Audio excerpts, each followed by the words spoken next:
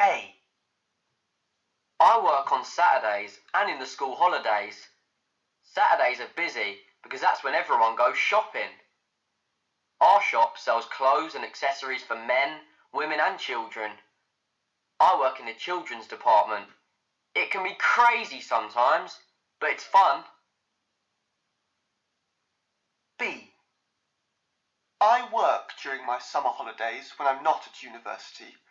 Oxford has thousands of tourists in the summer, so it's easy to find a job as a tour guide.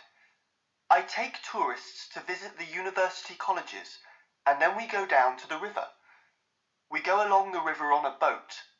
The tourists love the boat trip, but last summer, one tourist fell in the river. I love meeting people from all over the world. C. I like my job, but lots of people don't like coming to see me because they hate dentists. Sometimes it's very hard work, but it's great to help people when they have a problem. It's so important to look after your teeth. D. My job is very difficult, but I like it because I love flying. I fly planes that take people to different places on holiday. Most of the time I fly in Europe to places like Spain, Greece and Italy. The most difficult thing about my job is when the weather is bad. Snow and thunderstorms are the worst.